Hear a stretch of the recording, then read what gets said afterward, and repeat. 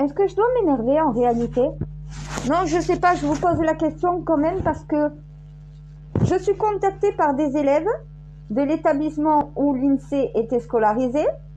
On me demande de venir en aide à l'ami de l'INSEE qui se fait harceler à son tour, en me disant qu'a priori, l'établissement ne comprend toujours pas la leçon et le gouvernement non plus, parce qu'il y a récidive, alors qu'ils ont déjà poussé au suicide, donc responsable du suicide de l'INSEE.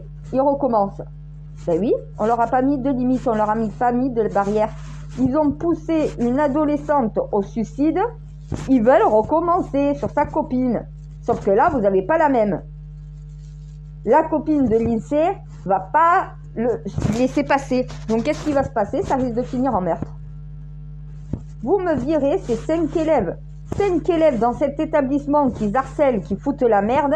Ces 5 élèves qui sont virés, il n'y a plus d'harcèlement dans cet établissement. C'est pas compliqué. Vous prenez les 5 coupables, vous les mettez dehors.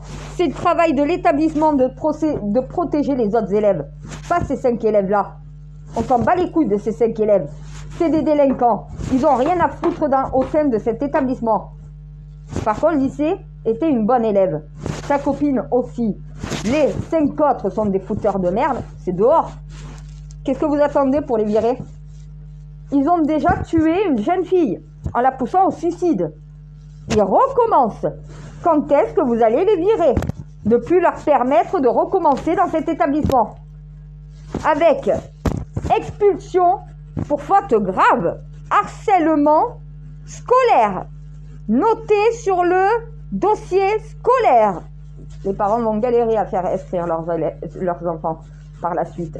C'est pas à l'INSEE de partir, c'est pas non plus à sa copine de partir. L'une comme l'autre, c'était les élèves harceleurs qui auraient dû quitter l'établissement. Vous ne l'avez pas fait, vous ne le faites toujours pas. Donc là, ces 5 élèves, c'est les mêmes qui harcèlent l'INSEE, qui sont en train d'harceler sa copine. Les mêmes. Ils n'ont toujours pas compris la leçon. Ils ont aucune conscience du mal qu'ils ont fait. Ils continuent. Ils utilisent la même méthode sur une autre. Donc en fait, quand est-ce que vous allez les arrêter? Pour les arrêter, il faut les virer. Couper leurs réseaux sociaux et les virer. Moi, je suis une mère.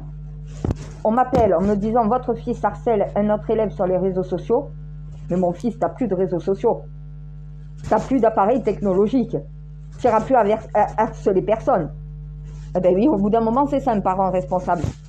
Non, les parents, ils savent que leurs enfants sont responsables de la mort d'une élève, mais ils sont pas capables de lui dire à sa gosse, hey, t'arrêtes tes conneries, tu parles plus à cette jeune fille, tu t'en approches plus, tu restes à distance. T'as assez foutu de bordel comme ça, t'arrêtes ton harcèlement.